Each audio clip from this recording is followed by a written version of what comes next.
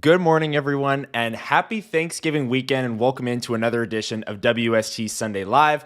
My name is Connor Hrabchak. In a moment, I'm going to be joined by Lyss Houde, and together, we've got another jam-packed show. I said it last weekend. I'll say it again this weekend. We're going to start with our thoughts on the Winnipeg Jets. They picked up a win yesterday against the LA Kings, 3-2 on a very early game at Canada Life Center. We'll talk about the season opener, as well as the Jets lost 5-4 to the Dallas Stars. And then a little bit later on, we're going to talk about the Manitoba Moose a little bit more, and we caught up with Jaret Anderson-Dolan, Isaac Phillips, Isaac Poulter earlier last week at Manitoba Moose Production Day. So we'll have those interviews for you here on the channel, right here on WST Sunday Live. And then coming out of those interviews, we'll look ahead to tomorrow. The Jets have another early game. It's at noon. It's a Thanksgiving Monday game against the New York Islanders. Mike Bartner, content creator with Bleacher Report, is going to jump on and join us a little bit later on to discuss Jets Islanders and a little bit more of a league-wide discussion as well. So happy Thanksgiving to everyone.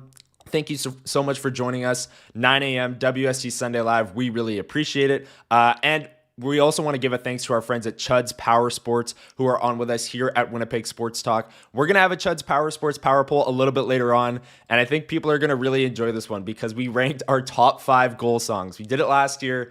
Got to bring it back this year. So listen, I each did our own top 5 Chud's Power Sports goal songs. So that'll be really fun a little bit later on. But thank you, everyone, for joining us. Let's bring in my co-host on WST Sunday Live, Lyss Houde. Lyss, how are you doing this morning? I'm doing well. I think I'm probably going to say this every week until I actually make something happen here, but I need some intro music. Yeah. Like, what's going on here? I feel like Talk to Kenny. Tristan Rivers has raised the bar so high in terms of Kenny's entry. Oh my gosh. Okay. I know. But it's good. You welcoming me to the show is just great enough for me. So I'm doing so well. How are you? I'm doing well. Yeah. Great weekend. It was a super sports Saturday yesterday, but we won't talk about the second game. The Bombers didn't get it done. Maybe, super sports weekend, we can look ahead to the Jays tonight or something. And let's just forget about last night. But yeah, it's great to just be back with Winnipeg Jets hockey, watch an IC after the game, which you were on yesterday. Great work there. Kenny and Rennie post-game with Kenny's intro music, as always. And we have our own post-game content this year, except for Saturday games. So I mentioned that on the post-game. You and I did a reaction video from the Jets 5-4 loss to the Dallas Stars. But throughout the season, we'll have post-game reactions except for Saturday games. So yesterday's game, they won against LA. No reaction video. We're here 9 a.m. on Sundays. So anytime there's a Saturday game for the Jets, we'll just give our thoughts on Sundays at 9 a.m. But every other game throughout the season, you can expect a quick 20 to 30 minute kind of breakdown of the Winnipeg Jets game. So we're really looking forward to doing that this season. But Lyss, I know you were on IC post-game. What were your thoughts of the Jets' 3-2 win yesterday? You and I were both there in the press box covering the game. The Jets get their first win of the season.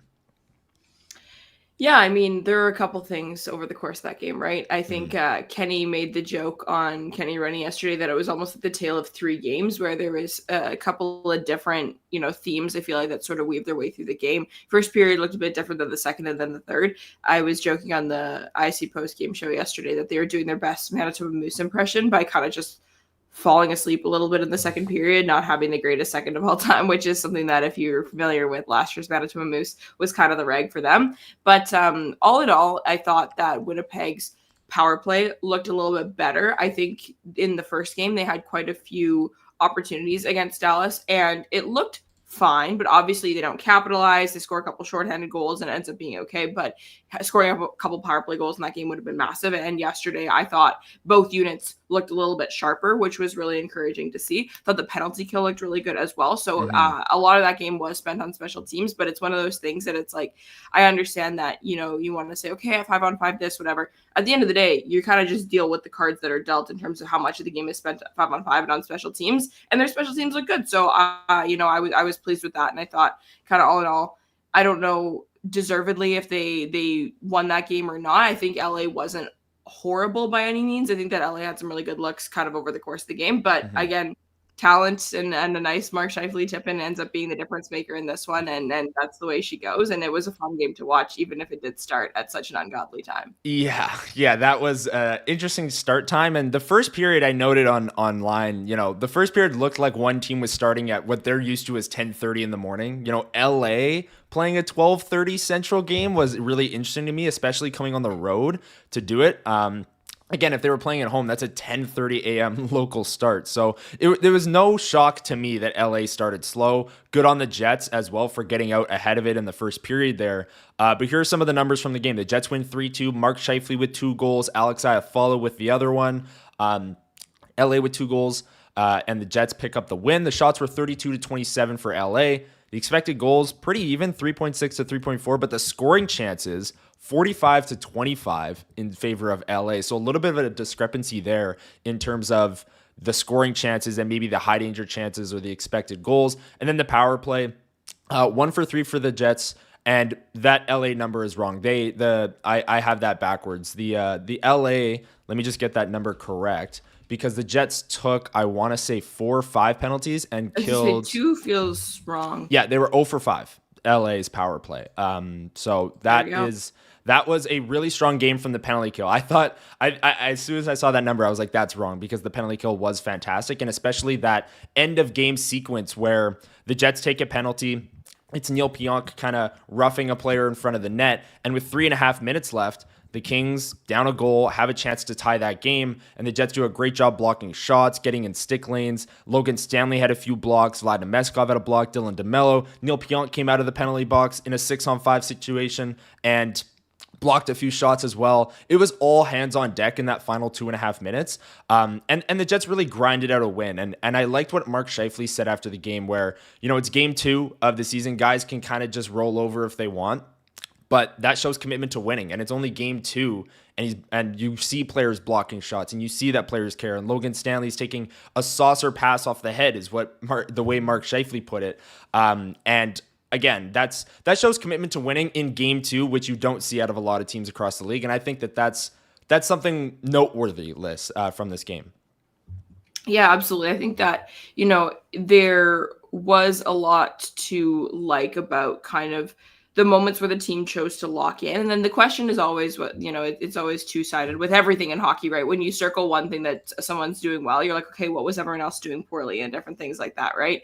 But that's exactly it, where it's the whole idea of like the particular moments where they chose to lock in. We saw some crazy dominant CSV shifts with Josh Morrissey and Dylan DeMello and a couple things like that. I can't remember who's been posting about it on Twitter, but holy smokes, Josh Morrissey had a bit of a rock star game yesterday. I can't lie. In terms of, it was you? Yeah.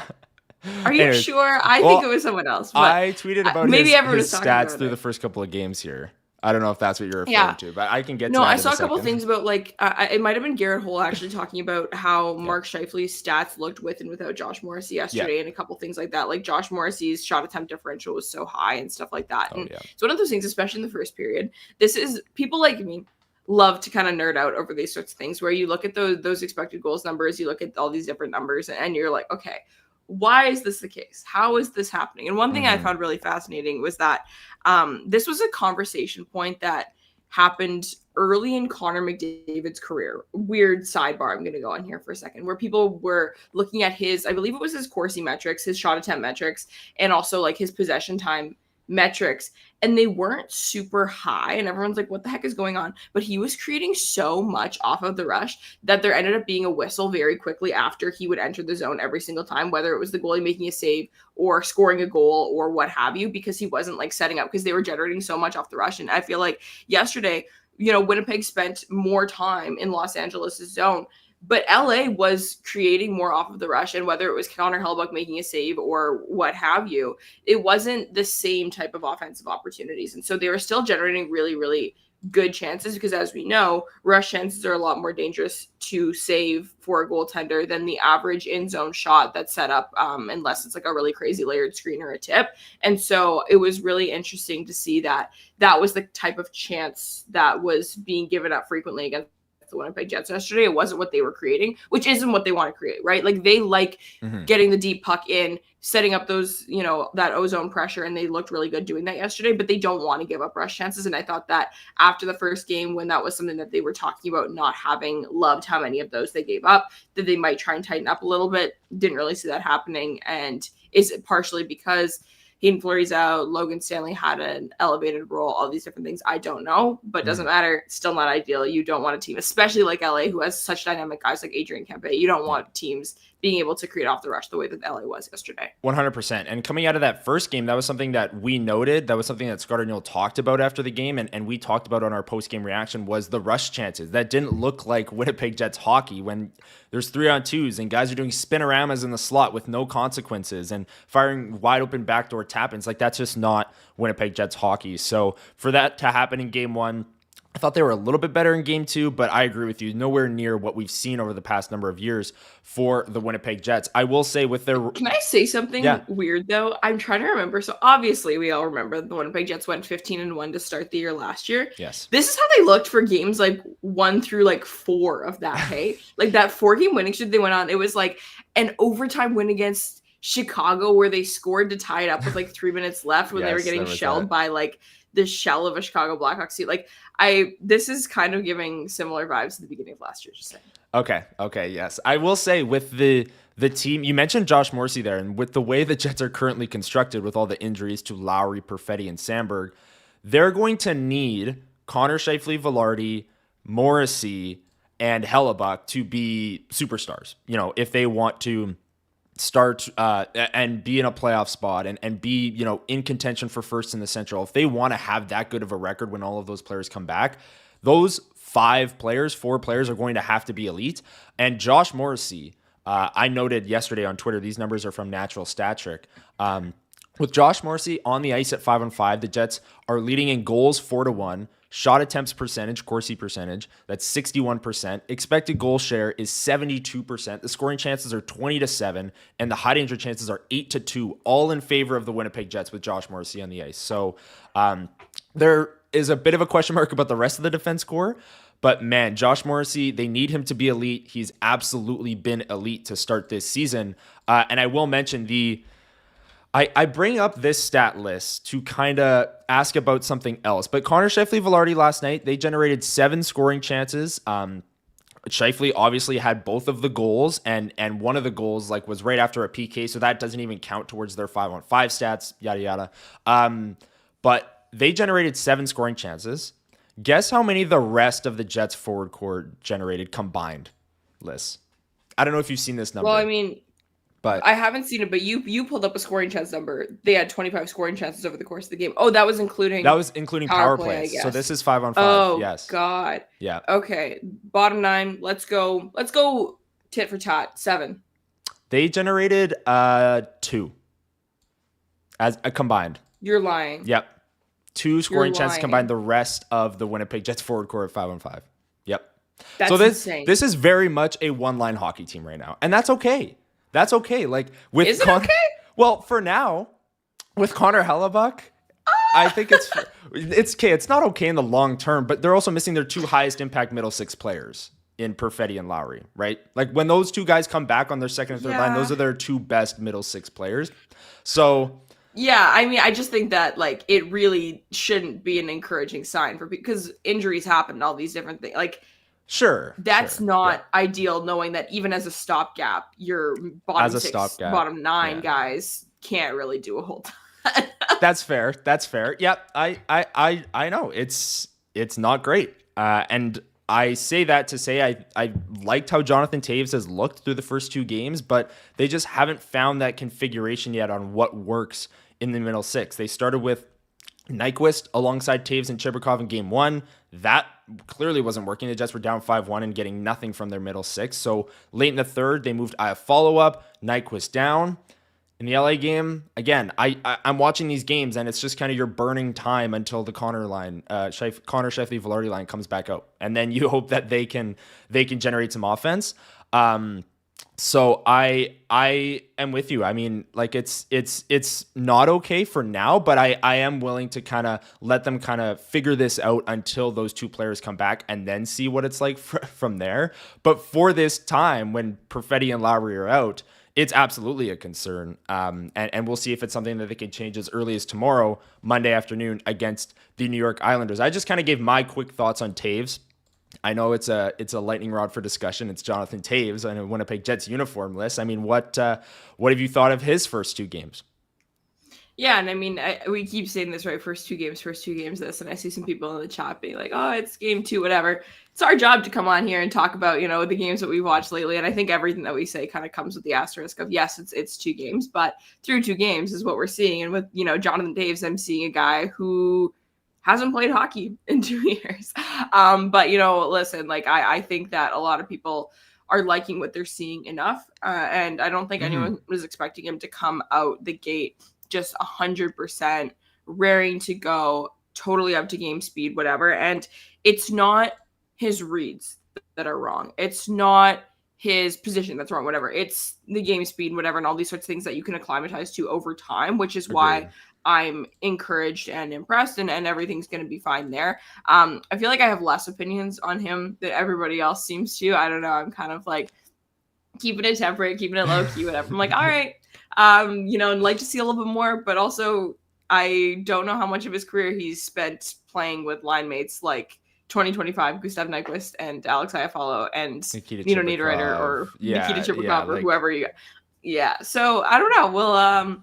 We'll see how it goes. I think that he's going to get better before he gets worse. I would say that with a decent amount of confidence, but it was pretty cool to be kind of at the home opener. And, yesterday's game, it's really funny, like the cheers he gets after like winning a face-off or like shooting. It's quite funny. Like they're Winnipeg hockey fans have always been puck knowers. We know this. Like they'll cheer for the funniest things. And like, yesterday they were booing the linesmen because of the face-offs and all this sort of stuff. Like the crowd was in on it. Like it's always so funny. But yeah, no, I think it's really cool. And there are some moments like he was in the starting lineup yesterday. He wasn't in the starting lineup for game 1.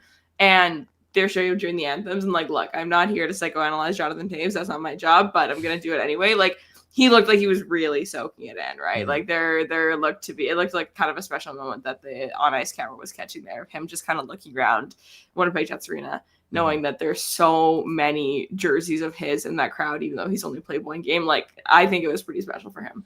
Yeah, absolutely. And he's I agree with your assessment of his on ice play. I think there's been moments. I actually thought he was better in the Dallas game. I don't know if that, his excitement, nerves, him getting ready to go for that first game, his, kind of return to the lineup there. I don't know what that was, but I thought it's been encouraging and more encouraging than I thought the first 2 games would be. I think there's a common understanding amongst Jets fans and among us on this show that Jonathan Taves from games 41 to 82 is going to be, or you're hoping that he can be better than Jonathan Taves from games 1 to 41. And I think if this is a grind and a he's going to have to go through this progression throughout the season, I think you should be encouraged by the first 2 games. That's how I'm taking it. If Jonathan Taves is still, not really generating that much in the middle 6 when Cole Perfetti comes back and late into the season, then it'll become a bigger concern for sure. But I've been encouraged by his first 2 games, truly. And I think that he's going to be a player that is going to be counted on in big moments for the Jets. So he's going to have to be good because he's playing, 18 minutes a night, which is another thing that kind of shocked me. I wasn't sure what his workload would be right off the bat. Opening night, I believe he played 18 minutes and 32 seconds. So he's they're really not using that 4th line though, eh? Right. Yes. I mean, last night they used it, last night. We're referring to yesterday's game as last night. We know it. Yeah. They did use it a little bit more last night. Okay. The bottom 9 was a little bit more even in terms of time on ice distribution, but yeah, they really haven't used it. They had a lot of penalties to kill too, and every single one of those guys got a little bit of a hand in that. But I feel like at 5-on-5, they're really not ripping those guys. Yeah, so Jonathan Taves opening night played 18 minutes, and then yesterday played 15. So 15:04. So a little bit less. Again, a lot of special teams. But he's later unit special teams. Yeah, a lot of special teams. So the time on ice is also a storyline that we'll be watching throughout the season as well with Jonathan Taves and how much he's playing. I want to talk about Morgan Barron list because he's a player that I think might get featured on our Trending Up Down coming up a little bit later on. He had an unbelievable goal on Thursday night against the Dallas Stars to make it 5-2 in what looked like a game that was completely out of reach, but obviously the Jets made it close at the end. And then yesterday made a really nice play on Mark Scheifele's goal to tie it, where he stole the puck from Quinton Byfield, kept possession of it with Byfield on his back, shoveled it over to Scheifele, and Scheifele went all the way down and like basically passed the puck into the net. Like, it wasn't a nice goal for Scheifele. Good on him to drive the net, of course. But I want to focus on Morgan Barron, because a lot of people, at least my mentions are full of, well, if the middle six isn't working, get Barron off that fourth line, get him up into the lineup. What do you think? What have you thought of Morgan Barron through 2 games? And do you think he's a guy that might be deserving of some more ice time with the middle six struggling?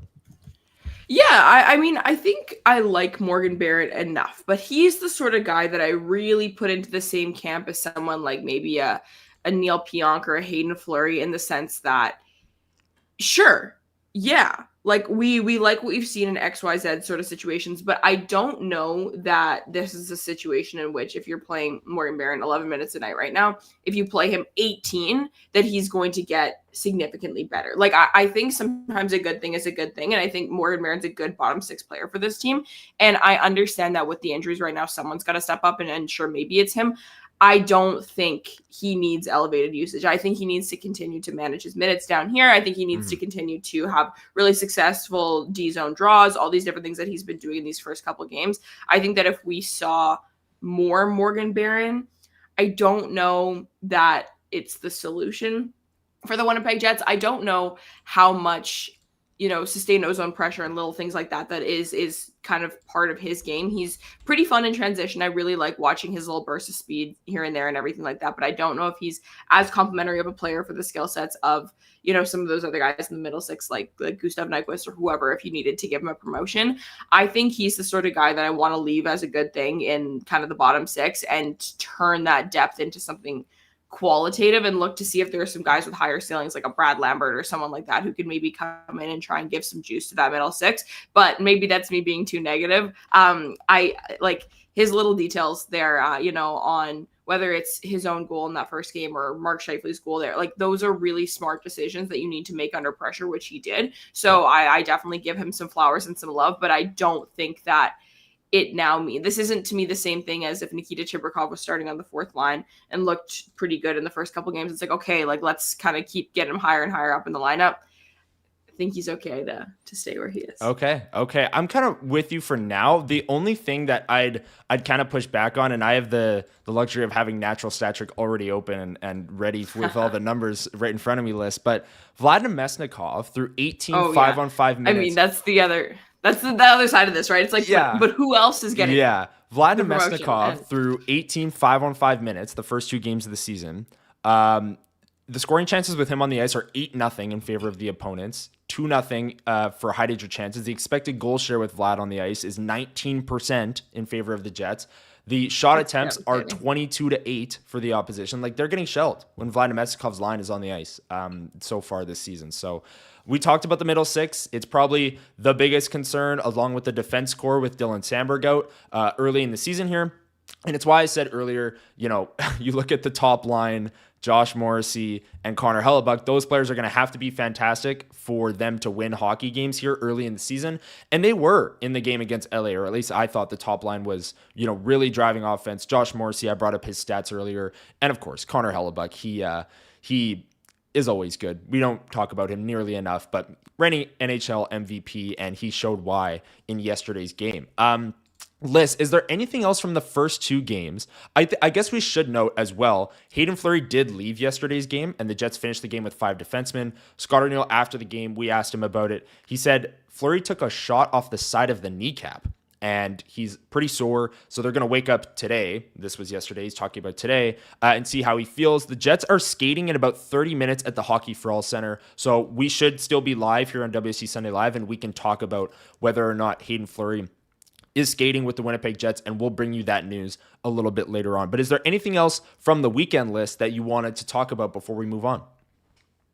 And maybe I'll just kind of, I don't know if rest my case is the right word or the wrong word, but actually fight my own case based on what you said about kind of Vladimir Mesnikov's numbers and how poor they're looking. And I think the situation that you put yourself into, ask the question, is would Morgan Barron be worse? And I think the answer is probably no, based on what those numbers are looking like right now. It's a pretty small sample. It is what it is, but maybe that is something that you move around or promote someone else, because that's like a 20% expected goal share over the course of 2 games is not super ideal. You really don't want, especially for someone whose role is to maybe create a little bit of secondary offense, right? So I think it'll be really interesting to see what the configuration of the bottom 9 continues to look like, and we'll maybe preview the game a little bit more when Mike joins us on the show in a little bit. But there are a couple of fun, dynamic guys sitting in the press box eating some popcorn for these first 2 games that you could maybe throw into the lineup to see if you can create a little bit more offense. And we'll see kind of if anything changes in terms of the line rushes in about 30 minutes. Yeah, absolutely. And we will have that live for you. We'll still be live as we have some pre-tapes coming up here from Manitoba Moose Production Day. We've got Mike Bartner coming on a little bit later on to preview Jets Islanders. So we'll absolutely still be live at 10-ish when the Jets step on the ice at the Hockey for All Center. And we'll see. I mean, if Hayden Fleury's injured, this could be a scenario where they have to call up a player list. Oh Your my favorite, God. Ville Heinola, is a candidate. No chance. No chance? No chance. Come on. It'd I probably feel be like Clegg. It'd probably be Clegg. I think because when they sent down Ville, Arneal talked about him needing to play. And I think this player coming up is just going to be a press box body. Colin Miller will probably get in.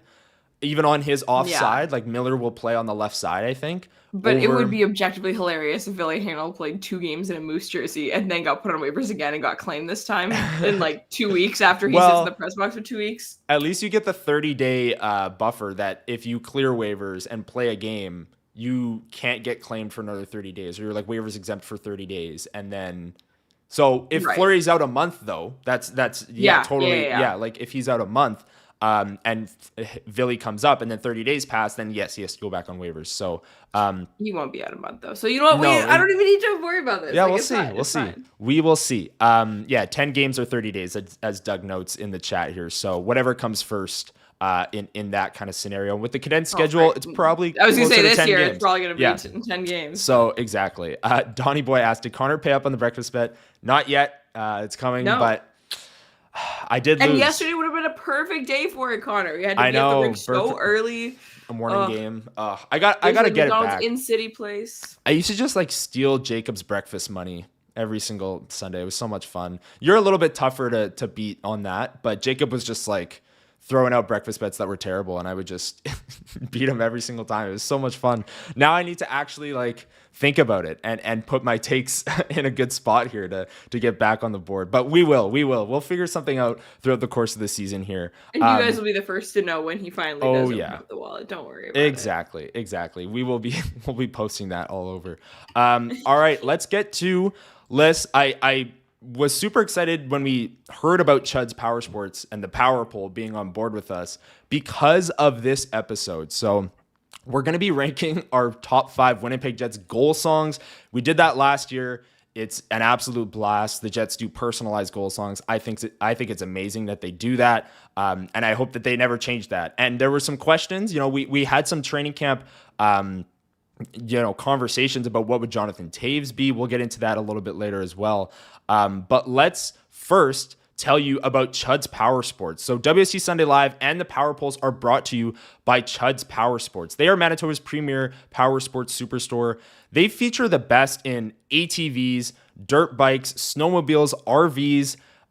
They have everything. Argos, Sasquatches, golf carts, tractors, dirt bikes. They have so much on their website here.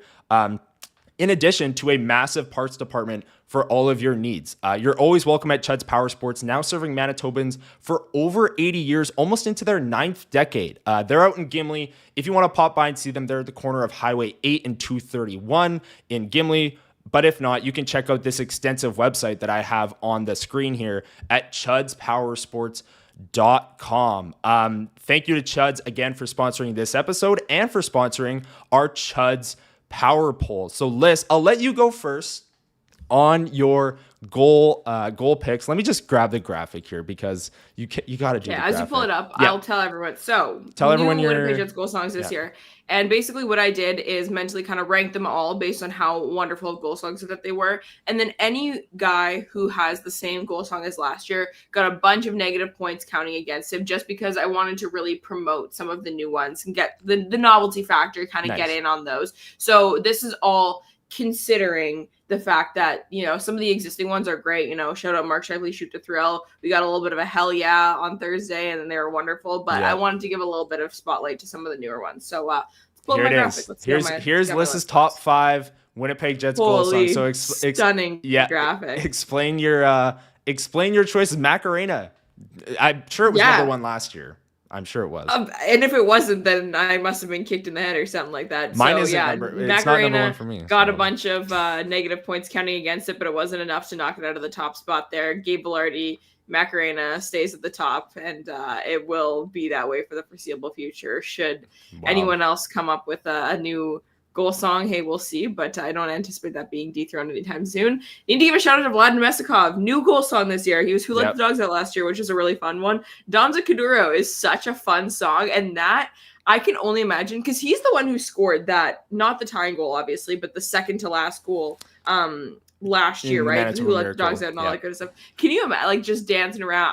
I love Latin music. I love Spanish music, whatever. I think it's so fun. It makes me feel like I should be like 3 margaritas deep at an all-inclusive and like party, which is how I want to feel after a goal, right? So love that. Josh Morrissey bringing back Magic in the Air by Magic System, which I love. That was one of my favorite goal songs before. And actually last year, when I made like my vlog of making the last minute decision to go to Game 7 and obviously being there for the Manitoba Miracle and everything, that's the song that I use because I just think it is such a fun feel-good song. It is one of my favorites. And Josh, I think, is such a fun feel-good player for Jets fans as well. So I feel like it just matches so well and it's such a fun song. So give him some love for bringing that one back. Waterloo by ABBA is that's such a banger. It's so great funny. Maybe I'll post some content about it later, but I asked Colby Barlow what his goal song would be, and he wasn't sure, and so we kind of went back and forth. He's like, well, what's yours? And I was like, I feel like I'd pick an ABBA song. And he's like, yeah, I'll do that too. And so Gustav Nyquist also picked an ABBA song. And Waterloo's a banger. I don't know if it would be the first ABBA song I would choose if I was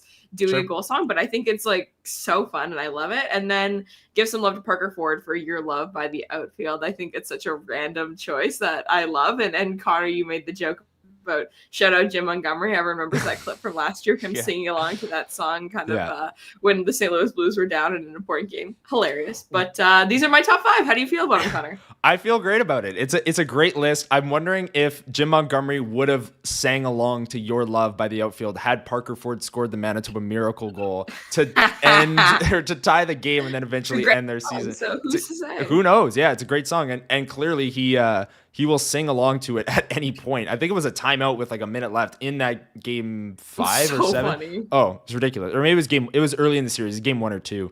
But still, hilarious clip there. But I like your list. There's a lot of crossover. I see there's 3 songs on your list that are also on mine, all in different order though. And I see a lot of people saying, Macarena's easy number 1. My thought process as well is also to dock points a little bit. And I give more weight to just the songs in general rather than, the goal song aspect of it. There's a little bit of method to the madness here, but I'll get to my list now.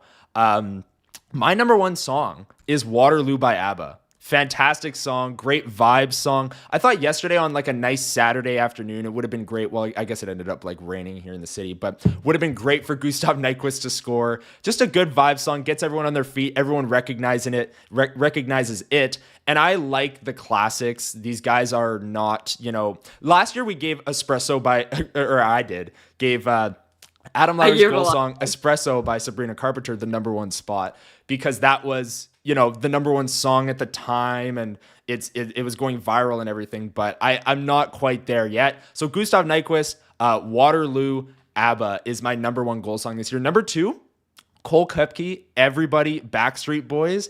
I think like if Cole Koepke scores a big goal in a big game, like, and everyone can sing along to this song, like it would be great. It would be so hype. So the chorus of this song is so recognizable. It's so easy to like sing along to as a fan. that I think that has to be in the top 5. So that's my number 2 for me. Macarena comes in at number 3. It's still on the list. It's just not quite number 1. Great choice. Your Love by the Outfield. I love that song just on its own, so I had to get it in there somewhere for Parker Ford.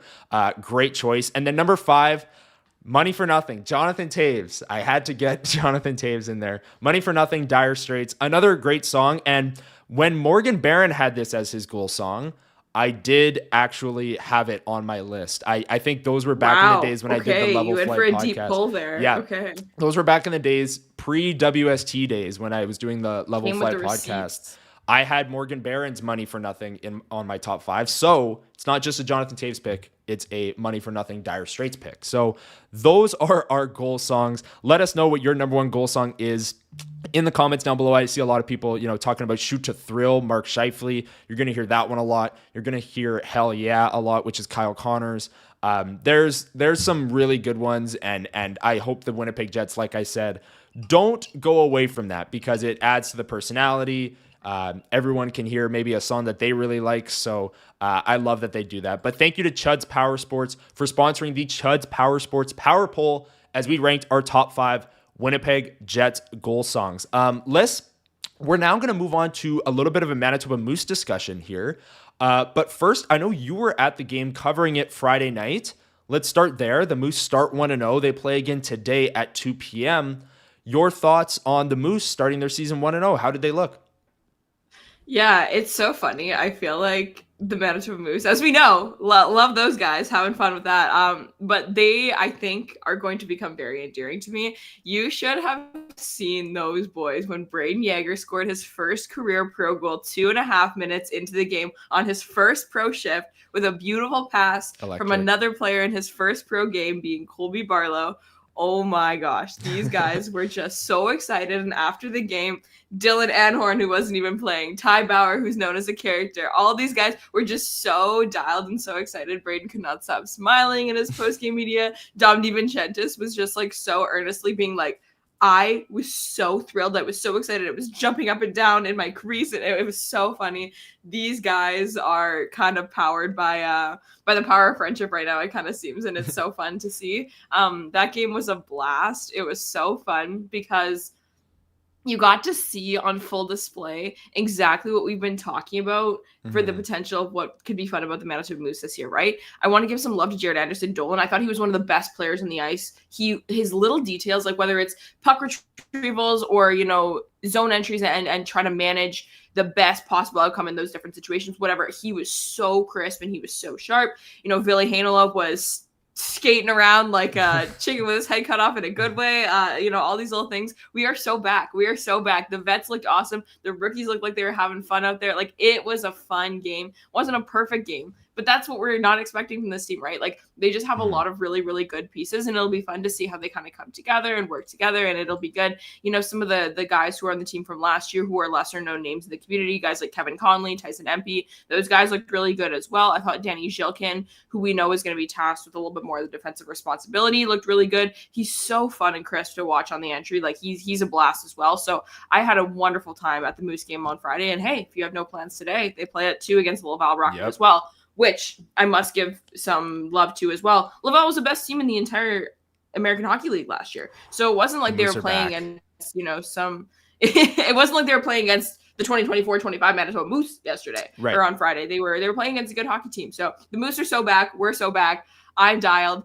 Guys, it's so affordable to go to a Moose game. You can watch it on Flow Hockey. They're going to be so much fun to watch this year, and I can't wait to talk about it with all of you every single Sunday, even when we should be talking about the Winnipeg Jets. Exactly. We will be keeping tabs on the Manitoba Moose, especially so if they're much better this year, Keel Clegg just got called up, Connor. Oh, there you go.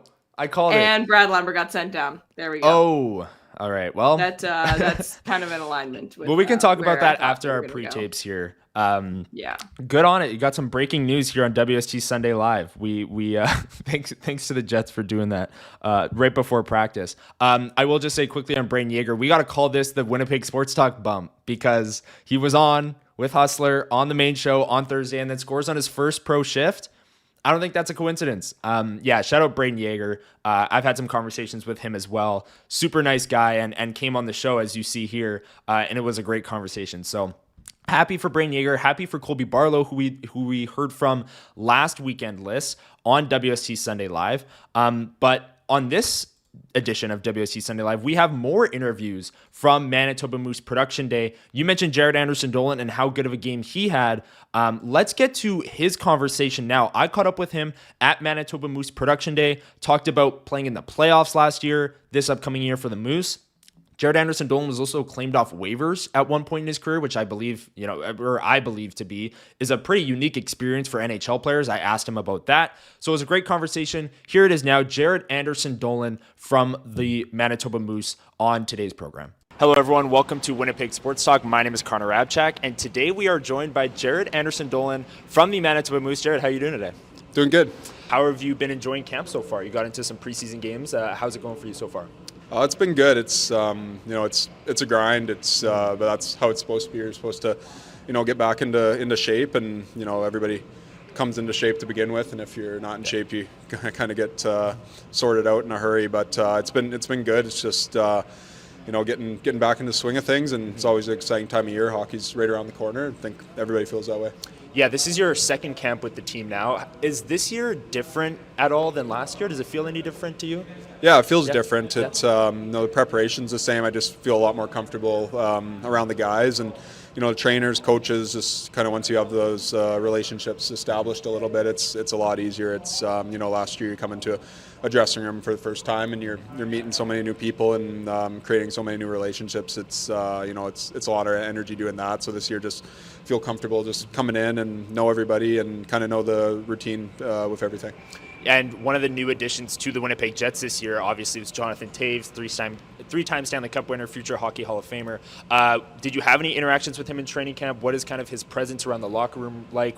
What did you learn about Jonathan Toews in the short time in training camp there? Yeah, you just he obviously has that presence about him, and everything he's done in his career. He just he's not the most talkative guy, but it comes up to you and makes the effort to make a relationship and give time to everybody from what I saw, and you just see how hard he works. He's one of the first guys on the ice every day and stays out late with guys and works on things, and that's what makes him such a good leader. And obviously it's he kind of drags guys into that culture of getting better, and that's obviously why he's had such a great career.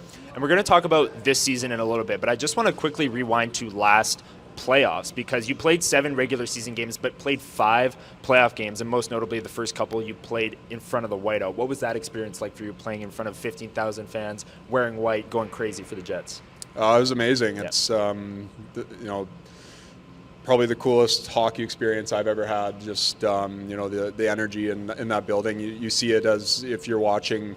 Even on TV, you see that energy, and then if you're in the building, you feel it. But being a part of it, being in the games, it's something I'll remember forever, and tell my kids about one day, and something I'll never forget. It's hard to even put into words, and I say it every time I talk about it, I get goosebumps. Yeah. So it's definitely a cool memory. And you did score a goal. It was the goal where you and Morgan Barron both celebrated at the same time, because you both weren't sure who scored. What was that experience like, scoring a goal in front of the whiteout? Well, it was obviously great, but it was kind of weird because it happened so quick, and you kind of black out and don't really know what happened. But I knew I got a touch on the puck at some point. I just didn't know if it was before or after him. Clearly, Morgan thought so too. Yeah, exactly. So I remember joking that he kind of got 2-for-1 on the celebrations there. But when they reviewed it and saw it went off me, it's just at that point you don't really care who scores. You're just trying to help the team. But definitely a memory to say you scored a goal in the Stanley Cup playoffs is something very cool. Definitely one of the better synchronized celebrations. The video of both of you guys dropping down to one knee at the same time. The one thing that really stood out to everyone in that series was the physicality, and you played in 5 games in that series. I mean, what can you say? Was that maybe the most physical, series of hockey that you've ever played? It looked like it was just a bloodbath from our perspective. Yeah, for sure. It's I think it was one of the most physical series, period. And I don't know if it's just recent history or whatever it is, but it's being a part of it. You just you don't really know where the hit totals are during the game, but then you see after and you're like, wow, it's something crazy. And you could tell that was part of their game plan, was to be physical on our guys, and we ended up I think having more hits than them in that series, and I think that's part of the reason we ended up beating them. And definitely the most physical series I've been a part of, most intense. But that's that's Stanley Cup playoffs, and that's why you play. Yeah, I remember Scott O'Neill after Game 7 mentioning the hit totals. You guys did beat them not only on the scoreboard and in the series, but in hits as well. Another thing I wanted to ask you about was you were drafted by LA, played with LA and the Ontario Reign for a number of years, and then in March of 2024, you were actually claimed off of waivers. And I feel like that's a unique experience for NHL players. I mean, what was it like to be placed on waivers? I mean, for 24 hours, you're not sure if you're going to be getting claimed or not, if you're going to have to move your life from LA to Nashville. That's across the country. What was that experience like? And then you got claimed. I mean, did you pack everything? What was kind of that whirlwind like for you? It was a whirlwind is exactly like you said, exactly the way to put it. It was kind of a weird way it happened. It was we had a game that night, and they had told me the day before I was going on waivers, but they said if I cleared, I was supposed to play in that game. So I was on the ice for morning skate and figured I had cleared because I was skating, and got off the ice. And kind of a funny story to go with it, but Drew Doughty came up to me and was like, "Nashville, hey," and I hadn't heard anything, and I was like, what? And he's like, "Oh, I'm sorry," and then someone told me to go talk to the GM, and that's kind of how I found out. But yeah, I talked to Nashville, and they wanted me on a flight. I think it was 6 hours from that time. I don't forget what time it was. So yeah, definitely a whirlwind, and you just pack up what you can. And then I was lucky that my girlfriend was there to help with things and straighten things out. But it's anytime you're on waivers, it's nerve-wracking. Just you never know what's going to happen, and sometimes you're happy that you're going to get an opportunity to play, and obviously the real life of it is that you got to, like you said, get up and move across the country. So it's definitely mixed emotions, but crazy experience for sure. And obviously, as you alluded to there, you don't know beforehand whether or not you're going to get claimed. It's just kind of at 1 o'clock you find out, and the GM lets you know. That's as simple as the process is. You have no inkling anyway if you're getting claimed or not. No, I mean sometimes you talk to your agent, and sometimes you can get a feel for things. But yeah, I had no idea. It was it was the day before the trade deadline, so there's obviously other stuff going on. So I kind of figured I had cleared, and then you just wait around, and when it happened, it's definitely a shocker. Yeah, for sure. Moving on to this season with the Manitoba Moose, it's your second year with the team. Obviously, a down year last year. What are you guys hoping to improve upon this year, and maybe getting off to a fast start? What are some of the keys for you guys to get off to a fast start and improve upon last year?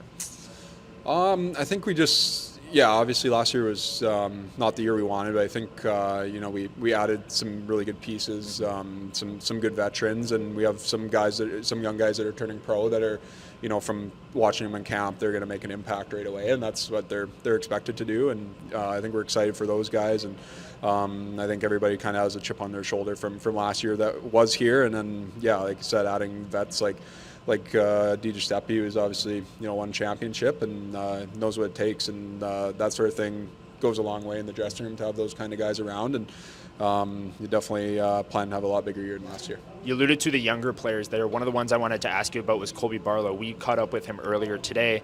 What are you kind of expecting from him? He's making the pro leap from junior to the pros as he plays for the Manitoba Moose this year. Obviously, he's got an incredible shot. I mean, are you excited to play with him? What kind of play style can he bring to the team this year?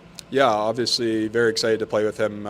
I just have seen, clips of him and seen him throughout training camp this year. That's kind of the only time I've seen him. But obviously, you see his goal scoring ability from junior is obviously the shots there and the finishing ability. So, it's hard to learn that in pro level. But I think he's, he seemed like in camp he came in really good shape. In the practices I was out with him, he looked great, looks good with the puck, and I think he can create a lot of offense for us, and definitely expecting that from him.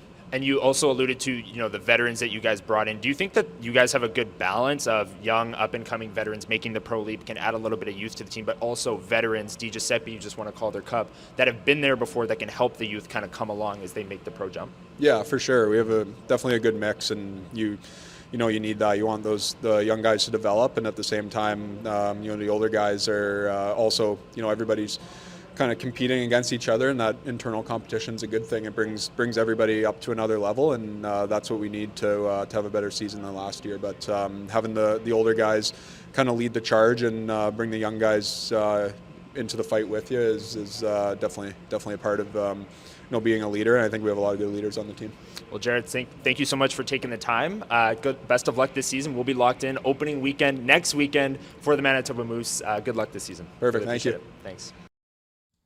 So there it is, my conversation with Jaret Anderson-Dolan. Really appreciate him taking the time at Manitoba Moose Production Day. That was last week. That's why I said Manitoba Moose opening weekend next weekend. It's not. It's this weekend. It's happening today at Canada Life Center. The Moose taking on the Laval Rocket in another game today. So thank you so much to Jaret Anderson-Dolan, Daniel Fink, and the entire Manitoba Moose crew for setting up that interview, and Jaret Anderson-Dolan for providing some great insight on the upcoming season, what it's like, moving from LA to Nashville in a blink when getting claimed on waivers, the playoffs last year. Great conversation there. We really appreciate it. Coming up next, Lyss at Manitoba Moose Production Day caught up with Isaak Phillips, who was traded here last year, spent the remainder of the season with the Manitoba Moose, and is now back for his second season in the city with the team. Lyss caught up with Isaak Phillips at Manitoba Moose Production Day. Here's that conversation now. Welcome into Winnipeg Sports Talk, everyone. I'm Lyss Houde, and I'm joined by Manitoba Moose defenseman Isaak Phillips today. Isaac, welcome to the show. How you doing? Good. How are you? I am doing wonderful. I'm so glad that you're here to chat with me today. Tell us a little bit about your first training camp here with the Winnipeg Jets and Manitoba Moose, how it's been kind of a little bit more of a chill path of getting in with the Manitoba Moose after getting traded in the middle of last year. Full training camp, how's it been? Yeah, training camp's been great so far. Really tough. That was kind of the message they gave us in the summer. It's a little bit more condensed schedule for the NHL games with that Olympic break they have, so they want everyone hitting the ground running. So it was really tough the first week, but it was good for us, and now we're feeling like 100% going into our first regular season game, which is great. But yeah, as you mentioned, it was great coming in end of January last season, so I could be familiar with everyone's faces and stuff. But it was my first time getting traded, so just that first week, how I felt there. If I was feeling that way this training camp, it would be a little bit different for sure. Yeah, tell us about that. January last year, kind of get the phone call. Now you're on a plane coming to Winnipeg. What was that experience like, and how was it getting traded here to the Manitoba Moose? Yeah, it definitely wasn't. I wasn't 100% expecting a trade. I was actually told I wasn't getting traded, and then 2 days later, I was on a plane here. But it was really great. Everyone was really welcoming. Obviously, our team wasn't where we wanted to be with the Moose, but it was great for me to come in and try to make a difference. And then looking forward to this season, we're really optimistic of where we're going to be. Yeah, so it's your first full training camp with the organization after getting traded from the Chicago Blackhawks. Following a similar path, I guess, to former Chicago Blackhawk Jonathan Toews, who's also here at his first camp with the Winnipeg Jets. Tell us a little bit about what it was like playing with Jonathan Toews kind of back in Chicago and now being reunited here in Winnipeg, what that's been like and about him. Yeah, nothing but great things to say about Taser. Especially playing some of my first NHL games with the Blackhawks. You can tell why he's been the captain for so long. Probably the nicest guy to me in the dressing room. Make sure you're not left out, invites you to dinner. You can tell he's that leader for a reason. But it was great to rekindle with him here. First day, comes up behind me and says, what's going on, how are you, things like that. So it was great to see him. No, I bet. And you're, similar to me, 2000s kid, so growing up in that Jonathan Toews, Sidney Crosby, Alex Ovechkin era, probably pretty cool to have a relationship with him. What do you think he's going to bring to the Winnipeg Jets organization now that he's kind of here in game action? Yeah, everyone's kind of talked about it. It's just, that presence that he has. He makes you feel like just another friend. You don't really notice that you're talking to Jonathan Toews, 3-time Stanley Cup winner and all the awards he has. You just kind of feel like you're talking to another buddy, which is a great thing that he can do. But obviously he's going to bring that leadership, and also he can play. People are forgetting that how good he is, so it's going to be good to see him play. Yeah, I think the Jets are real excited about that. But the Manitoba Moose, there's a lot going on, a lot to do this year to bounce back from last year. Tell us a little bit about what this group is going to be doing to prepare for a more positive season coming into this training camp. Yeah, obviously we're really optimistic with the signings we've made in the off season, but yeah, we're working really hard. Even the last practice we had yesterday was really great. You can see the jump that everyone has, but it's just about those little details getting ironed out. Obviously, you're not going to be a perfect team the first week of the season, so just about staying the course and hopefully doing that over the course of the whole season. Yeah, and you mentioned some new blood in the group, some new vets coming in, a couple of new young rookies, and Braden and Colby coming in, as well as some new coaches, new defense coach in particular. So what's it going to be like kind of to see that success early on and make sure that you're able to hit the ground running and get everyone acclimatized and get off to a good start? Yeah, I think we have a really good mix of like older veteran guys, skilled players, and the young guys coming in that are highly touted prospects. I'm kind of right in the middle at 24. I'm like an older young guy, which is good, so I can still hang out with those young guys and still make my way with the older veterans as well and provide a bit of leadership. But it's just about everyone like bonding early. Like we're talking about going golfing and the first couple of road trips, getting together, doing team dinners and stuff before you're in February and everyone has their groups of 4 or 5 when you're getting dinners with the same guys. Just about everyone getting familiar with each other. Yeah, it's awesome. Well, good luck on the season. Thanks so much for joining us today. Thank you. So there's Isaak Phillips, big season ahead for the Manitoba Moose. He's going to have to play a big role on that blue line that suddenly became a lot more stacked than we thought it would be. So he's one of those players, big, lanky, shutdown defenseman that the Moose will be counting on for big minutes this season. We really appreciate him taking the time at Manitoba Moose Production Day. We have one final interview, last but certainly not least, Isaac Poulter, the goaltender who's from Winnipeg, returning to his hometown to play for the Manitoba Moose. Lyss caught up with him earlier at Manitoba Moose Production Day. Here's the final of all of our kind of interview extravaganza here at WST Sunday Live. Isaac Poulter, the Winnipegger, the goaltender, live on WST Sunday Live. So welcome back to Winnipeg Sports Talk, everybody. I'm Lyss Houde, and I am joined by Isaac Poulter today, one of the new additions to the Winnipeg Jets and Manitoba Moose organization. Isaac, how are you doing today? Welcome back to Winnipeg. Thank you very much. I'm doing really well, thanks. How are you? Good. I'm great. I am super excited to be joined by a fellow Manitoba product. We're going to chat about some Manitoba Moose and Winnipeg Jets stuff today. First, though, walk us through a little bit about what it was like making the decision to come back here, why you decided it was going to be a good fit, and signing with the Jets this summer. I mean, things kind of changed with my plans kind of going into the summer, and then obviously, have the opportunity to come back home, go to Winnipeg. It was an easy decision really for me because, my girlfriend's going back to school here, all my family and friends are here, so it made it really easy just to come back and want to be back home. Yeah, no, it makes a ton of sense. I'm very curious, you grew up in Winnipeg, in Manitoba area. I think we might be the same age. Are you 2001? Yeah. 2001, so you grew up in that era of knowing the Manitoba Moose being here, and then the Winnipeg Jets coming back at a very influential time in your life. What was it like kind of living through the experience of the Winnipeg Jets coming back to your hometown as a kid?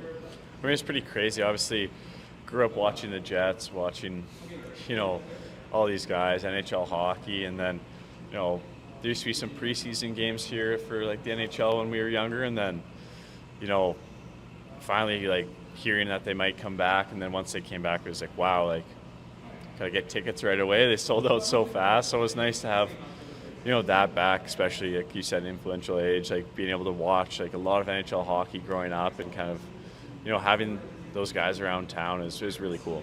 Did you have any favorite Winnipeg Jets growing up? Were you a Jets fan? Did you grow up a Jets fan when you were 10, 12? Yeah, I mean, obviously once they came back, I was a huge Jets fan. Always just the goalies, all the guys we have, Pavlik, them, but more so the Moose were. I was a huge fan of all their guys, Corey Schneider, Drew McIntyre, Mike Keane, all those guys I was a huge fan for. So, once the Jets came, it was finding out all these new guys, and then obviously just watching all the other teams they played. The first game having Carey Price, it was oh my gosh, this is so cool. But no, I was definitely a huge fan of the Jets. So you mentioned Drew McIntyre, Mike Keane, a couple guys that are still with the Manitoba Moose organization. What's it been like kind of coming back here and getting to know them in a very different lens than maybe when you were growing up in the stands watching them play with the Moose? I mean, yeah, it's very different. It's, they're around every day. I work with Drew every single day, see Mike almost every day. So it's these are guys I used to watch, but now it's you just work with them. They're great people, so they make it easy to hang out with like that. Yeah, for sure. So looking at this Manitoba Moose group, we talked about the coaches, got some new players coming in. As a new player, what's it kind of like coming into this organization with some other guys? There's a bunch of players who are new to the Manitoba Moose crop this year. What's it been like kind of having this training camp experience together and kind of getting acclimatized to the Winnipeg Jets? I mean, everyone is so welcoming. Knowing a couple guys from, guys I've played with or just the guys I've kind of known on the team, everyone's so welcoming. It's been a really easy transition for me getting to know all the guys. I mean, hang out all day here, so there's lots to talk about and lots of mutual friends and everything, so I feel like it's been a pretty good transition so far. Are there any guys that you've either, when you come back here during the off seasons and do some training or anything like that, are there some familiar faces that you're going to be working with now that you've worked with professionally even before you played with the organization? I mean, Reese Vitelli and I grew up playing against each other for a while, so I mean, we had a lot of battles growing up, and then now it's like we've last couple of summers been skating together and everything. But he's been a big part of it. He knows all the guys from being here last year, so to have him kind of, help introduce me to guys has been really nice. Nice, yeah. What about some of the Winnipeg Jets players, obviously as a goaltender, getting to go to training camp with one of the first goalies to win a Hart in quite some time is probably a pretty special experience in Connor Hellebuyck. What's it been like getting to develop a little bit of a relationship with him and guys like Eric Comrie as well? I mean, they're two great people as well as their goaltending abilities. So, spent a little bit of time with Connor Hellebuyck, but mostly spent a lot of time with Eric Comrie. Been in the same group for a couple of skates. So, we got to chat a lot, work out together. So just kind of like pick their brain on what they see in their game that they like. And, obviously just being able to watch like Helly for a little bit has been really nice. Yeah, I bet it's probably a pretty cool feeling, especially considering how incredible he is league-wide in terms of his recognition for being an incredible goaltender. Lots to learn from there. But there are also some really strong goalies in the Manitoba Moose organization in Thomas Milic, Dom DiVincentis. What do you foresee your relationship with those guys being like, working together to kind of help the Manitoba Moose have a great season this year? I mean, they're two great people as well. I mean, I feel like all the goalies they have here are great people as well as their on-ice ability. So, getting to know them every day, like skating together, doing that kind of, just bouncing ideas off them. We're all goalies. We're all trying to stop as many pucks as possible, but trying to figure out just what kind of like their roles are, what like we want to do as like a group together, and everything like that's been great. That's awesome. When being back in Winnipeg, obviously you're no stranger to the city. Oftentimes when people come to a new organization, they're getting to know a new team as well as a new city, but you kind of have that second part taken care of. Is there anything that you're really looking forward to about being here, whether it's some of your favorite restaurants that you get to go to more often now and stuff, or spending more time with friends and family? What are you looking forward to about getting to spend more time in your hometown again? I think it's definitely like the friends and family. I haven't really been home since I was like 13 or 14 for a full year, so a little more time at Christmas and just kind of all the holidays, birthdays that you miss along the way, just being able to probably hopefully spend some more time at some family gatherings and some more time with my friends.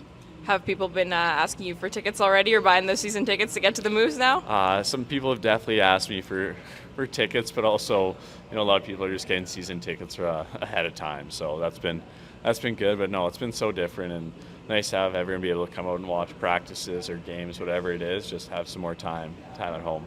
Yeah, what are you most looking forward to for this whole season? I mean, just it's always an opportunity to come somewhere and to play the game I love and be home and do that and not have to go anywhere else is pretty special for me. That's awesome. Well, we wish you good luck on the season. Thanks so much for joining us today. Thank you. Thank you.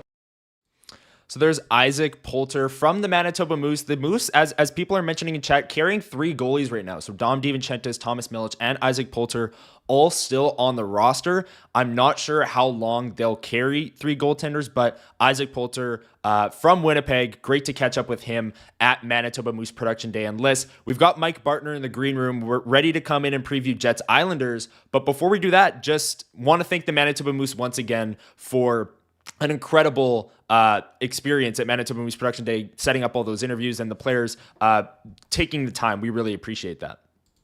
Yeah, no, they were great sports. We had a ton of fun kind of getting to know them a little bit on and off the camera. And I think, you mentioned we talked to 2 goalies in this particular situation. Isaak Phillips, who said himself that he's kind of that mixture of like rookie vet sort of situation. Jad, who's like the epitome of a vet in this group. Colby, who's a little bit of, entirely in the rookie category, right? Like right. We got to know guys from all different parts of the lineup. So it's going to be really interesting to see kind of how the next few months go for them. Yeah, absolutely. And thank you everyone in the chat. I see some very nice comments. It's your boy Bruce, Running Man, Stacy, all complimenting our interviews. We really appreciate it. We are very much rookies when it comes to this stuff, or at least I am. Oh yeah. With like one-on-one player interviews. So we did our best and we're glad that you guys enjoyed them. So thank you so much. But right now, the Winnipeg Jets play again, another noon game, I should say, tomorrow, Canadian Thanksgiving, but they're playing in the States. Very weird situation.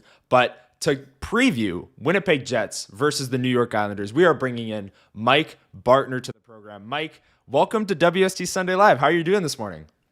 I'm doing fantastic. Excited to talk about some Islanders versus Jets. I got the great whiteout experience last spring, Yes, Game 5 versus the Dallas Stars. Lyss brought me with her. So I'm a Winnipegger for life. Winnipegger for life. Yeah, if you experience the whiteout, that just means you're a Winnipegger now. That's for sure. I do want to ask about the Islanders. I mean, coming into this season, the expectations, what were they? Because from an outsider's perspective, they had the number 1 pick, won the draft lottery. Were, playoffs ever a thought coming into the season, or that's still a thought? I know they started 0-2. Is everyone getting fired? What's going on in the preseason expectations and now the regular season expectations for the Islanders?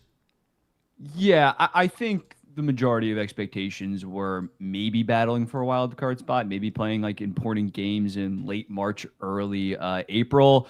But after you trade Noah Dobson, after you kind of get this youth movement going, I'm not sure that's really the expectation. Like, all that matters, and thankfully through 2 games, is that Matthew Schaefer is legit, that other guys like Simon Holmstrom, Max Shabanov that they brought over from the KHL, Emil Heineman, like it's the youth movement right now. Like, we probably care more about what our prospects are doing, like whether it's Cole Yzerman, Cal Ritchie, and Victor Eklund over in their respective leagues and some of the guys on the actual roster. So yeah, it's for the first time in a long time, the Islanders actually have like a direction and a future. So right now, team is going to struggle a decent amount. They still should be pretty solid. They have an okay forward core. Sorokin will win you games.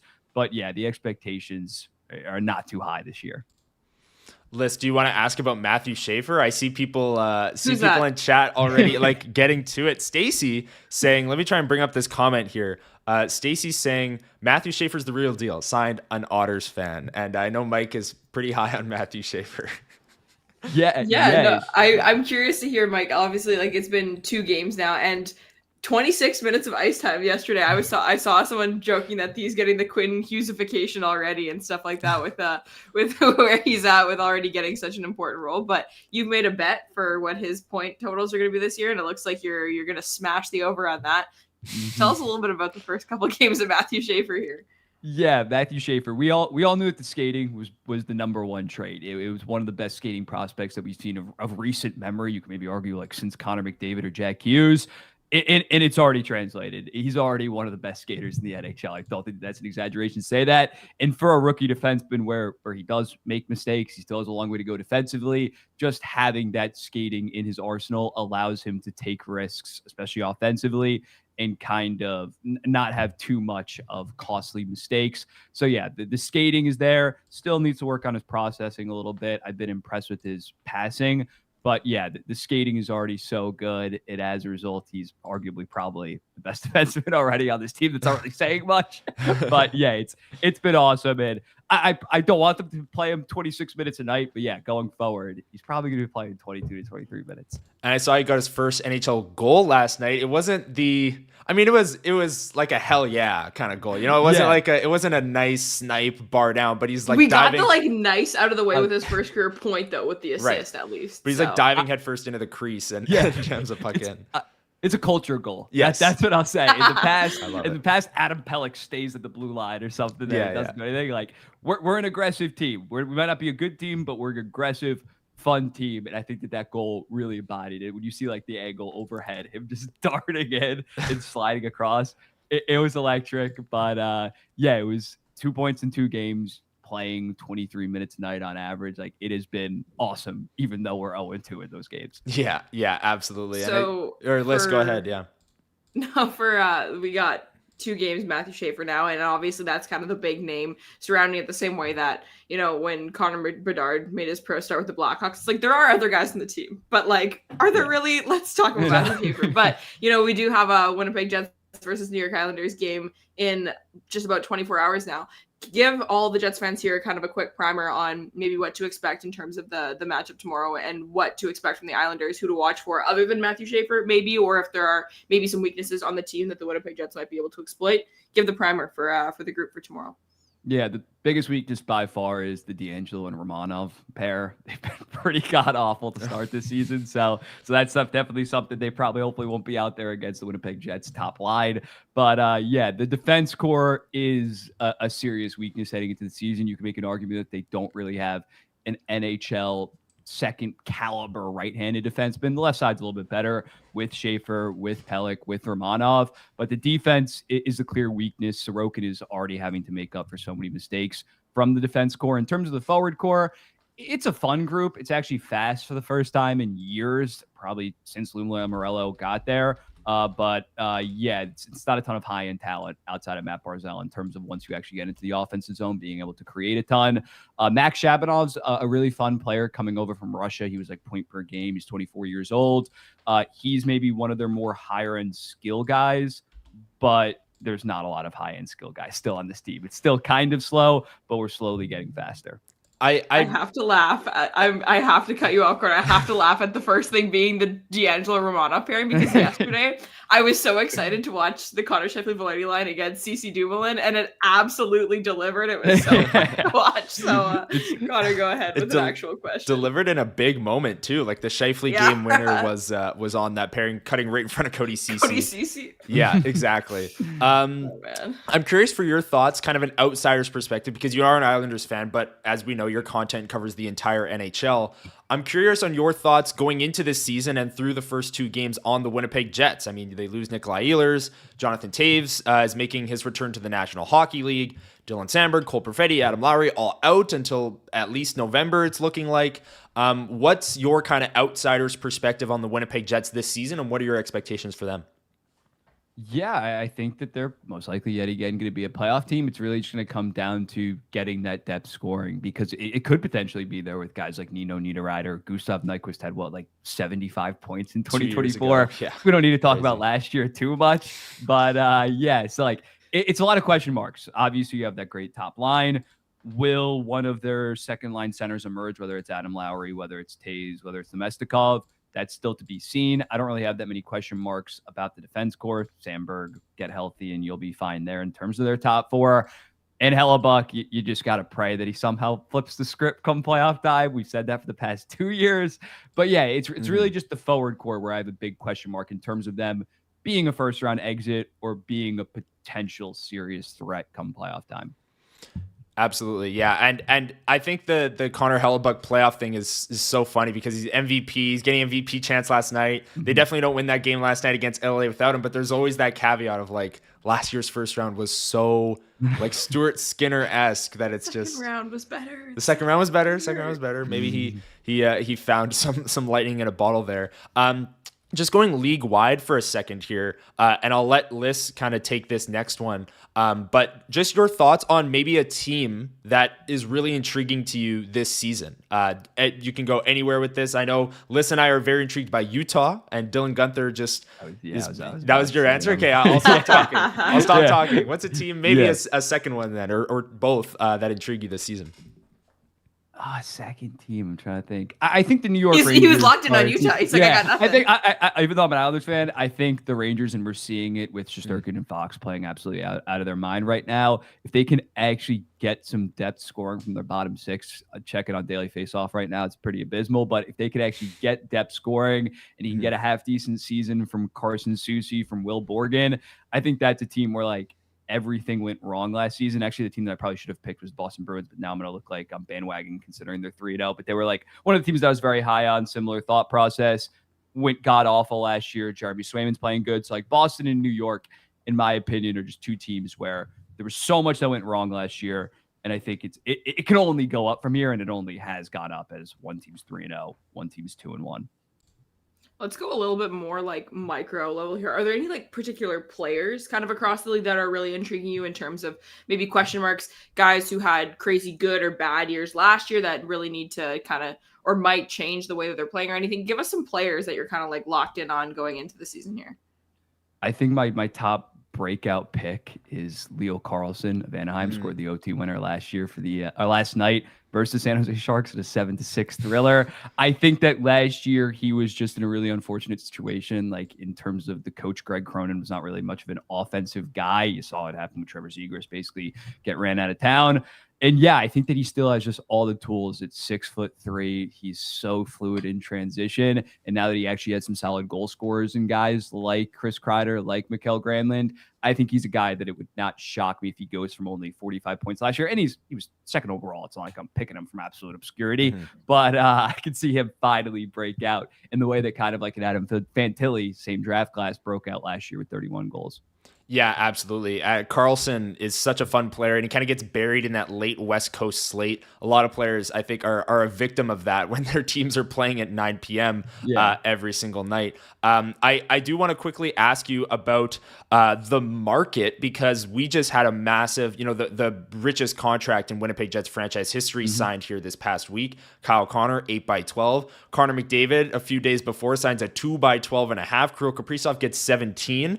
What have your thoughts been on sort of the Jack Eichel, I forgot, gets 13.5 by 8. What have your thoughts kind of been on all of these recent kind of mega extensions for all of these superstars around the league? Yeah, the Kaprizov one was like, people are now saying that he's like the most greedy player of all time.